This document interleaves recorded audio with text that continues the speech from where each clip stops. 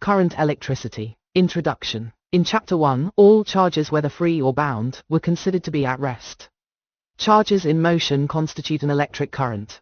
Such currents occur naturally in many situations. Lightning is one such phenomenon in which charges flow from the clouds to the earth through the atmosphere, sometimes with disastrous results.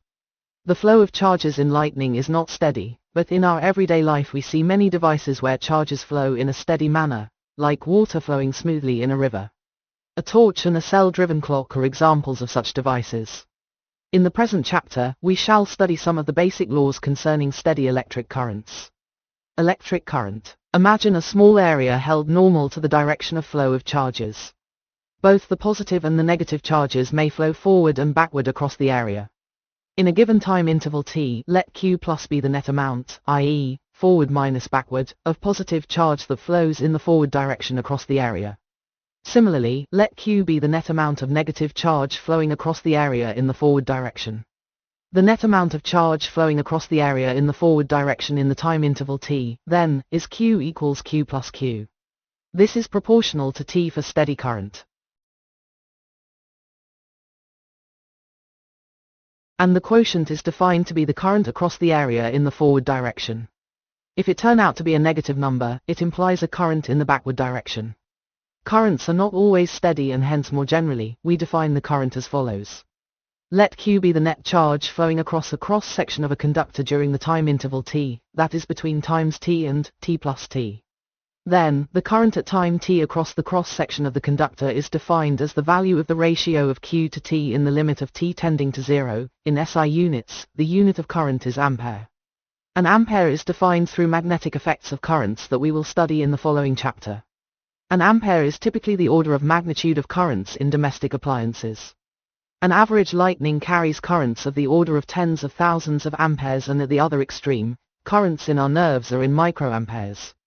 Electric currents in conductors. An electric charge will experience a force if an electric field is applied. If it is free to move, it will thus move, contributing to a current. In nature, free charged particles do exist, like in upper strata of atmosphere called the ionosphere. However, in atoms and molecules, the negatively charged electrons and the positively charged nuclei are bound to each other and are thus not free to move. Bulk matter is made up of many molecules. A gram of water, for example, contains approximately 1022 molecules. These molecules are so closely packed that the electrons are no longer attached to individual nuclei. In some materials, the electrons will still be bound, i.e., they will not accelerate even if an electric field is applied. In other materials, notably metals, some of the electrons are practically free to move within the bulk material. These materials, generally called conductors, develop electric currents in them when an electric field is applied. If we consider solid conductors, then of course the atoms are tightly bound to each other so that the current is carried by the negatively charged electrons. There are, however, other types of conductors like electrolytic solutions where positive and negative charges both can move. In our discussions, we will focus only on solid conductors so that the current is carried by the negatively charged electrons in the background of fixed positive ions. Consider first the case when no electric field is present. The electrons will be moving due to thermal motion during which they collide with the fixed ions. An electron colliding with an ion emerges with the same speed as before the collision. However, the direction of its velocity after the collision is completely random. At a given time, there is no preferential direction for the velocities of the electrons.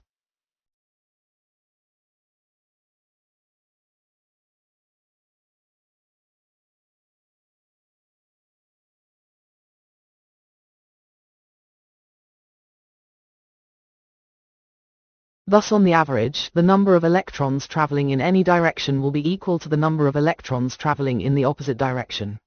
So, there will be no net electric current. Let us now see what happens to such a piece of conductor if an electric field is applied. To focus our thoughts, imagine the conductor in the shape of a cylinder of radius r, Fig. 3.1. Suppose we now take two thin circular discs of a dielectric of the same radius and put positive charge plus Q distributed over one disc and similarly Q at the other disc. We attach the two discs on the two flat surfaces of the cylinder. An electric field will be created and is directed from the positive towards the negative charge. The electrons will be accelerated due to this field towards plus Q. They will thus move to neutralize the charges. The electrons, as long as they are moving, will constitute an electric current. Hence, in the situation considered, there will be a current for a very short while and no current thereafter. We can also imagine a mechanism where the ends of the cylinder are supplied with fresh charges to make up for any charges neutralized by electrons moving inside the conductor. In that case, there will be a steady electric field in the body of the conductor. This will result in a continuous current rather than a current for a short period of time.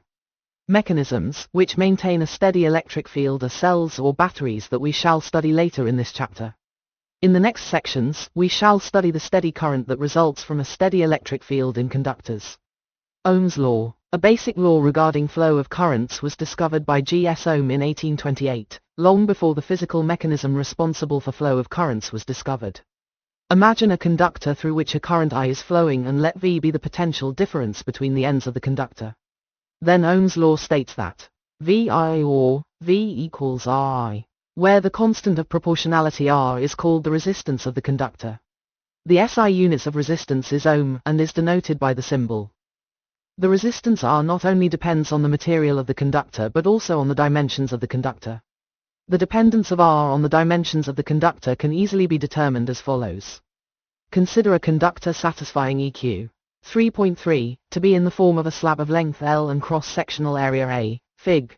3.2 a. Imagine placing two such identical slabs side by side, Fig. 3.2 b, so that the length of the combination is 2L. The current flowing through the combination is the same as that flowing through either of the slabs. If V is the potential difference across the ends of the first slab, then V is also the potential difference across the ends of the second slab, since the second slab is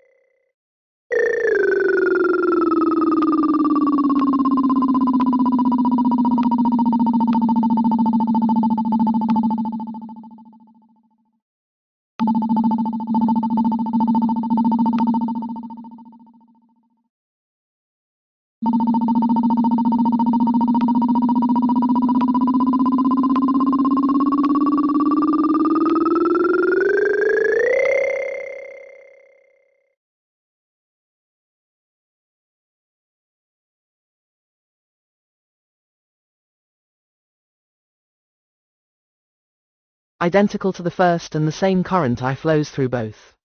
The potential difference across the ends of the combination is clearly sum of the potential difference across the two individual slabs and hence equals 2V.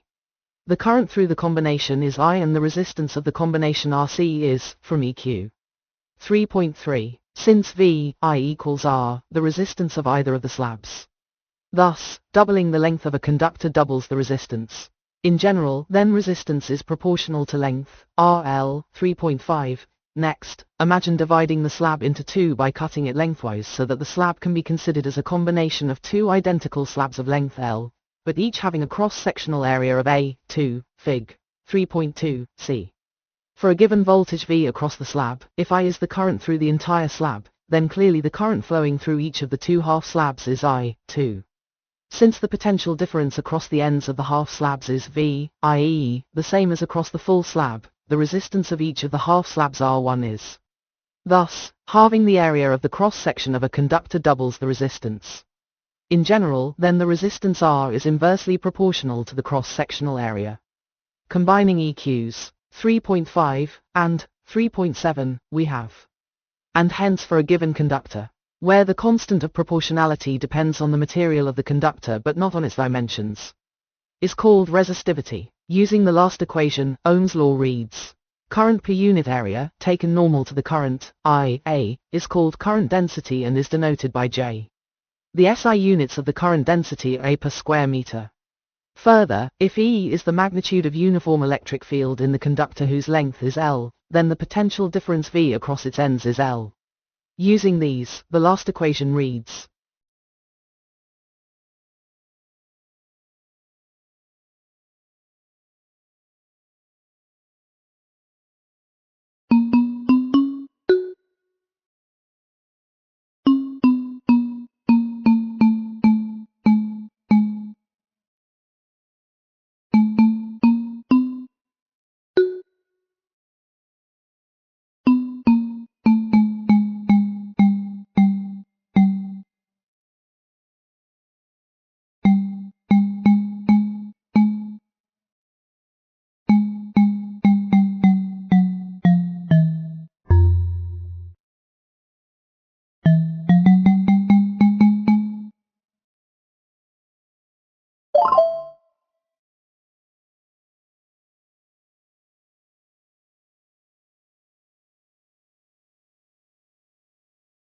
the above relation for magnitudes E and J can indeed be cast in a vector form.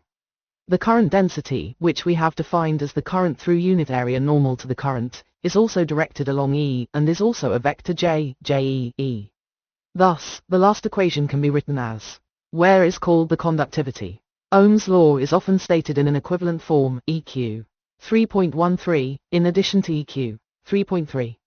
In the next section, we will try to understand the origin of the Ohm's law as arising from the characteristics of the drift of electrons. 3.5 Drift of electrons and the origin of resistivity. As remarked before, an electron will suffer collisions with the heavy fixed ions, but after collision, it will emerge with the same speed but in random directions. If we consider all the electrons, their average velocity will be zero since their directions are random. Thus, if there are n electrons and the velocity of the ith electron, I equals 1, 2, 3. n, at a given time is v, then consider now the situation when an electric field is present. Electrons will be accelerated due to this field by, where E is the charge and m is the mass of an electron. Consider again the ith electron at a given time t. This electron would have had its last collision some time before t, and let t be the time elapsed after its last collision. If v was its velocity immediately after the last collision, then its velocity v at time t is. Since starting with its last collision it was accelerated, Fig.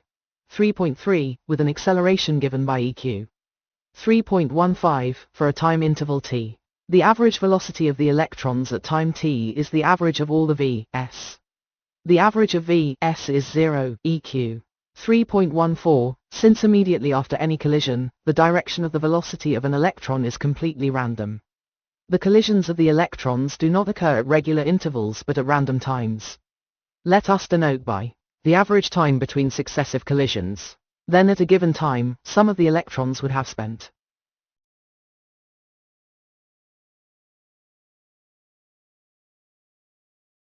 time more than and some less than. In other words, the time t in EQ 3.16 will be less than for some and more than for others as we go through the values of I equals 1, 2, n. The average value of t then is known as relaxation time. Thus, averaging EQ 3.16 over the n electrons at any given time t gives us for the average velocity Vd. This last result is surprising.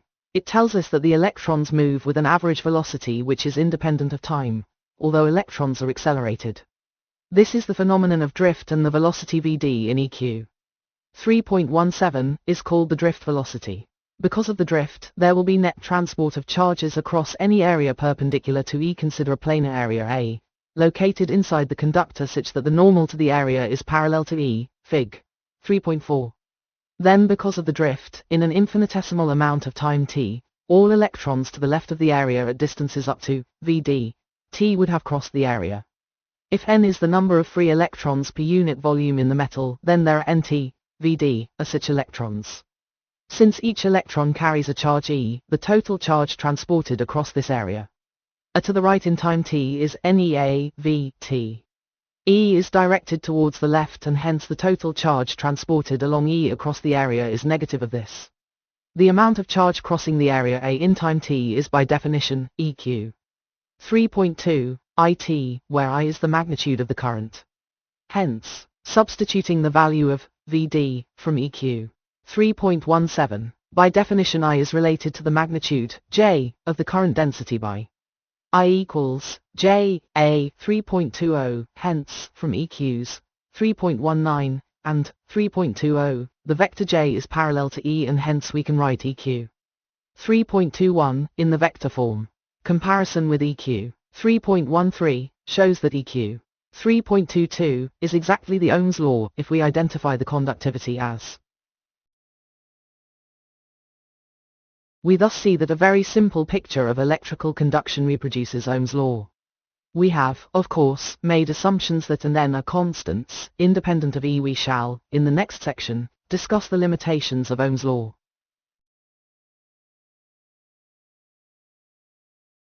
Mobility. As we have seen, conductivity arises from mobile charge carriers. In metals, these mobile charge carriers are electrons. In an ionized gas, they are electrons and positive charged ions. In an electrolyte, these can be both positive and negative ions.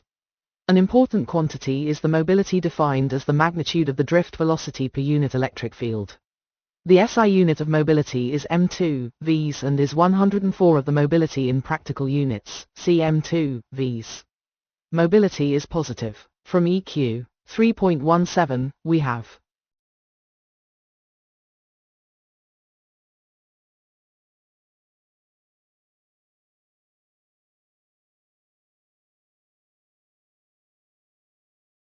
hence, where is the average collision time for electrons?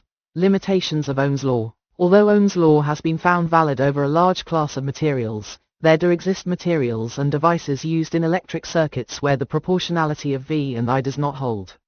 The deviations broadly are one or more of the following types. V ceases to be proportional to I, Fig. 3.5. The relation between V and I depends on the sign of V. In other words, if I is the current for a certain V, then reversing the direction of V keeping its magnitude fixed, does not produce a current of the same magnitude as I in the opposite direction, Fig. 3.6. This happens, for example, in a diode which we will study in Chapter 14. C. The relation between V and I is not unique, i.e., there is more than one value of V for the same current I, Fig. 3.7. A material exhibiting such behavior is GARS. Materials and devices not obeying Ohm's law in the form of EQ. 3.3 are actually widely used in electronic circuits. In this and a few subsequent chapters, however, we will study the electrical currents in materials that obey Ohm's law. Resistivity of various materials. The materials are classified as conductors, semiconductors and insulators depending on their resistivities, in an increasing order of their values.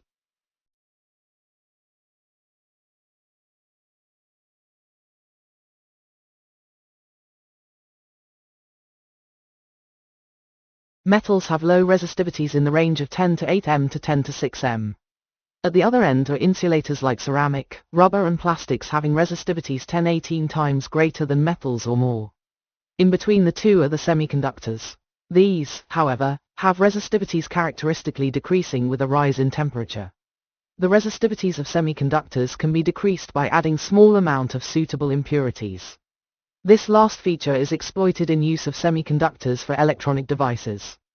3.8 Temperature dependence of resistivity. The resistivity of a material is found to be dependent on the temperature. Different materials do not exhibit the same dependence on temperatures. Over a limited range of temperatures that is not too large, the resistivity of a metallic conductor is approximately given by the equation 3.26, where is the resistivity at a temperature T and is the same at a reference temperature T, is called the temperature coefficient of resistivity, and from EQ 3.26, the dimension of is, temperature, -1. For metals, is positive. The relation of EQ 3.26 implies that a graph of plotted against T would be a straight line. At temperatures much lower than 0 degrees Celsius, the graph, however, deviates considerably from a straight line, Fig. 3.8. Equation 3.26, thus, can be used approximately over a limited range of T around any reference temperature T0, where the graph can be approximated as a straight line.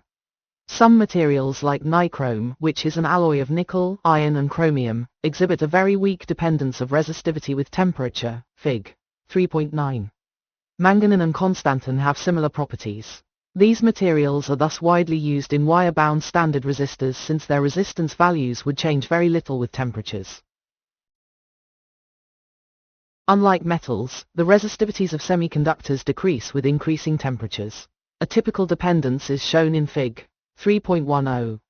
We can qualitatively understand the temperature dependence of resistivity in the light of our derivation of EQ 3.23. From this equation, resistivity of a material is given by, thus depends inversely both on the number n of free electrons per unit volume and on the average time between collisions.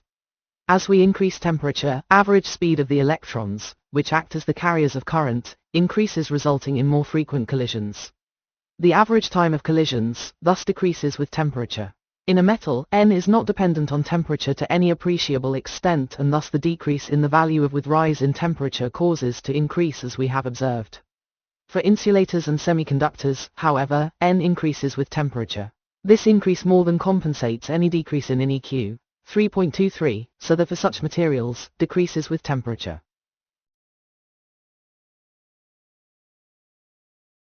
Electrical energy, power. Consider a conductor with end points A and B, in which a current I is flowing from A to B.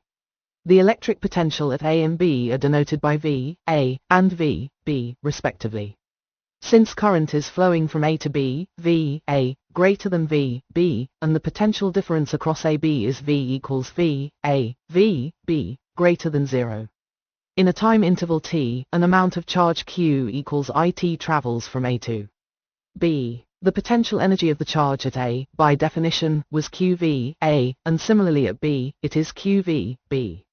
Thus, change in its potential energy U is final potential energy, initial potential energy.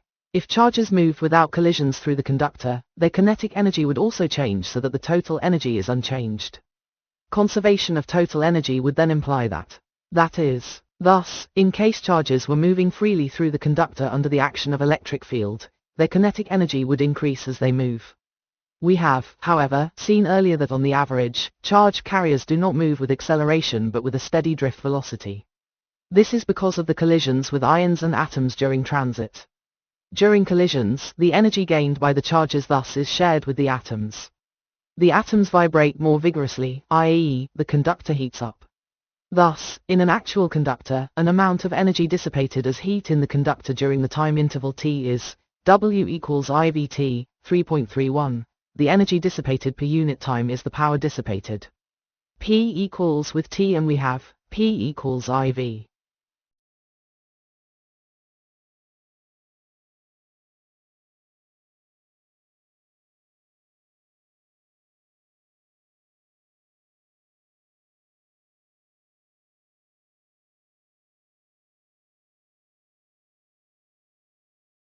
Using Ohm's law V equals IR, we get P equals I2R equals V2R, 3.33, as the power loss, ohmic loss, in a conductor of resistance R carrying a current I. It is this power which heats up, for example, the coil of an electric bulb to incandescence, radiating out heat and light. Where does the power come from? As we have reasoned before, we need an external source to keep a steady current through the conductor. It is clearly this source which must supply this power. In the simple circuit shown with a cell, Fig. 3.11, it is the chemical energy of the cell which supplies this power for as long as it can. The expressions for power, EQs 3.32, and 3.33, show the dependence of the power dissipated in a resistor R on the current through it and the voltage across it. Equation 3.33 has an important application to power transmission. Electrical power is transmitted from power stations to homes and factories, which may be hundreds of miles away, via transmission cables. One obviously wants to minimize the power loss in the transmission cables connecting the power stations to homes and factories. We shall see now how this can be achieved. Consider a device R, to which a power P is to be delivered via transmission cables having a resistance RC to be dissipated by it finally. If V is the voltage across R and I the current through it, then P equals VI 3.34, the connecting wires from the power station to the device has a finite resistance RC. The power dissipated in the connecting wires, which is wasted, is PC with from EQ 3.32. Thus, to drive a device of power P, the power wasted in the connecting wires is inversely proportional to V2. The transmission cables from power stations are hundreds of miles long and their resistance RC is considerable. To reduce PC, these wires carry current at enormous values of V, and this is the reason for the high voltage danger signs on transmission lines, a common sight as we move away from populated areas.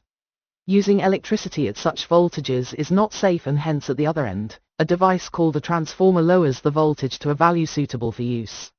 Cells, EMF, internal resistance. We have already mentioned that a simple device to maintain a steady current in an electric circuit is the electrolytic cell. Basically, a cell has two electrodes, called the positive, P, and the negative, N, as shown in Fig. 3.12.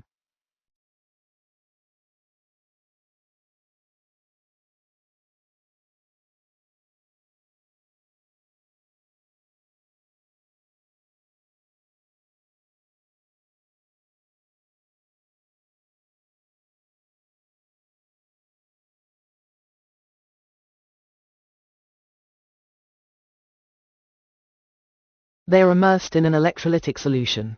Dipped in the solution, the electrodes exchange charges with the electrolyte. The positive electrode has a potential difference V plus greater than 0, between itself and the electrolyte solution immediately adjacent to it, marked in the figure. Similarly, the negative electrode develops a negative potential, V0, relative to the electrolyte adjacent to it, marked as B in the figure. When there is no current, the electrolyte has the same potential throughout, so that the potential difference between P and N is V equals V plus V. This difference is called the electromotive force, EMF, of the cell and is denoted by thus equals V plus V greater than 0, 3.36. Note that is, actually, a potential difference and not a force. To understand the significance of, consider a resistor R connected across the cell, Fig. 3.12. A current I flows across R from C to D as explained before. A steady current is maintained because current flows from N to P through the electrolyte. Clearly, across the electrolyte the same current flows through the electrolyte but from N to P, whereas through R, it flows from P to N. The electrolyte through which a current flows has a finite resistance R, called the internal resistance. Consider first the situation when R is infinite so that I equals V, R equals 0, where V is the potential difference between P and N. Now, V equals potential difference between P and A plus potential difference between A and B plus potential difference between B and N. Thus, EMF is the potential difference between the positive and negative electrodes in an open circuit, i.e., when no current is flowing through the cell. If however R is finite, I is not 0. In that case the potential difference between P and N is V equals V plus VIR equals IR. Note the negative sign in the expression, IR, for the potential difference between A and B. This is because the current I flows from B to A in the electrolyte. In practical calculations, internal resistances of cells in the circuit may be neglected when the current I is such that greater than IR. The actual values of the internal resistances of cells vary from cell to cell. The internal resistance of dry cells, however, is much higher than the common electrolytic cells. We also observe that since V is the potential difference across R, we have from Ohm's law V equals IR 3.39, combining EQs 3.38 and 3.39, we get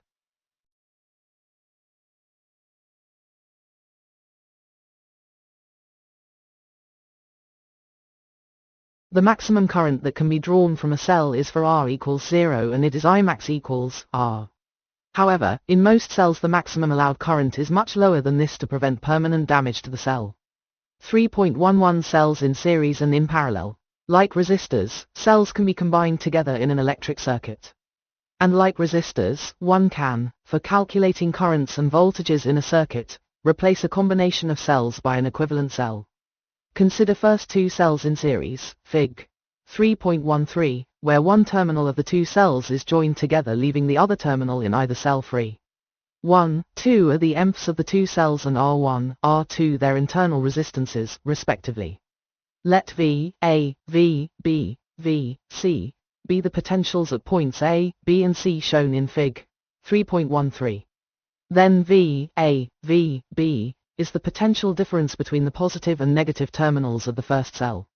We have already calculated it in EQ 3.38, and hence, similarly, the potential difference between the terminals A and C of the combination is VAC V, A, V, C, VA, VB, VB, VC. If we wish to replace the combination by a single cell between A and C of EMF EQ and internal resistance REC, we would have. Comparing the last two equations, we get EQ equals 1 plus 2. And REC equals R1 plus R2. In Fig. 3.13, we have connected the negative electrode of the first to the positive electrode of the second. If instead we connect the two negatives,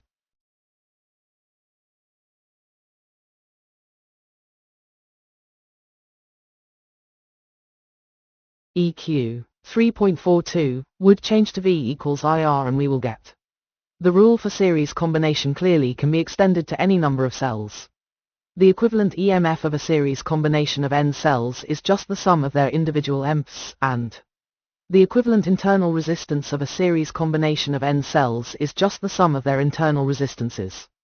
This is so when the current leaves each cell from the positive electrode.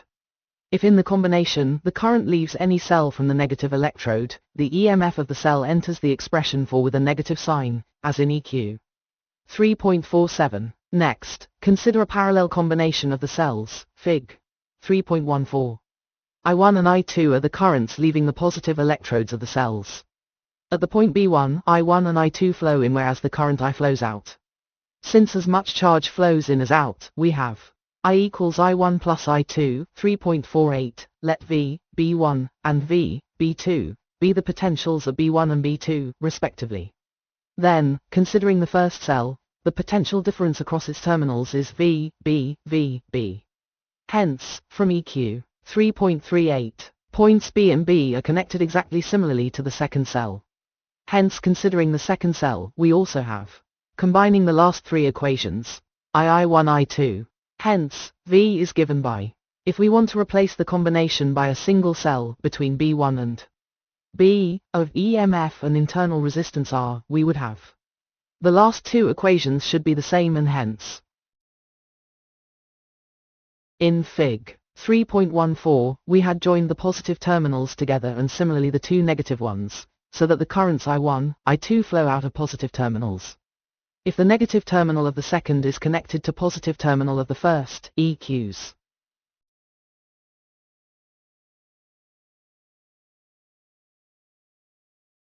This applies equally well if instead of a junction of several lines, we consider a point in a line. The proof of this rule follows from the fact that when currents are steady, there is no accumulation of charges at any junction or at any point in a line. Thus, the total current flowing in, which is the rate at which charge flows into the junction, must equal the total current flowing out. Loop rule. The algebraic sum of changes in potential around any closed loop involving resistors and cells in the loop is 0. Fig. 3.15. This rule is also obvious, since electric potential is dependent on the location of the point. Thus, starting with any point, if we come back to the same point, the total change must be 0. In a closed loop, we do come back to the starting point and hence the rule.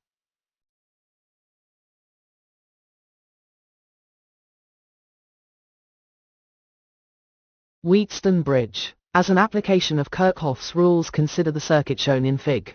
3.18, which is called the Wheatstone bridge.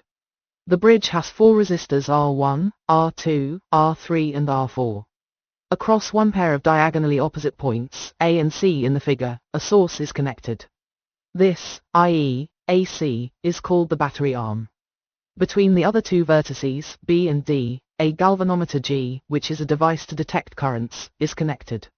This line, shown as BD in the figure, is called the galvanometer arm. For simplicity, we assume that the cell has no internal resistance. In general, there will be currents flowing across all the resistors as well as a current Ig through G. Of special interest is the case of a balanced bridge where the resistors are such that Ig equals 0. We can easily get the balance condition, such that there is no current through G in this case, the Kirchhoff's junction rule applied to junctions D and B, see the figure.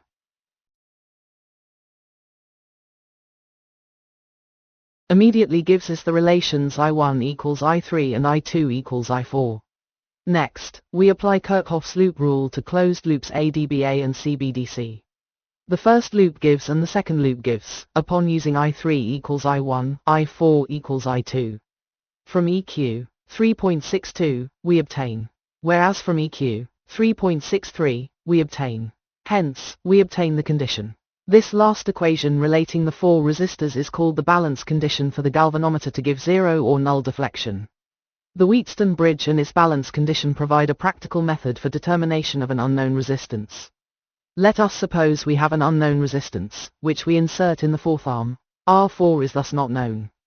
Keeping known resistances R1 and R2 in the first and second arm of the bridge, we go on varying R3 till the galvanometer shows a null deflection. The bridge then is balanced, and from the balance condition the value of the unknown resistance R4 is given by. A practical device using this principle is called the meter bridge.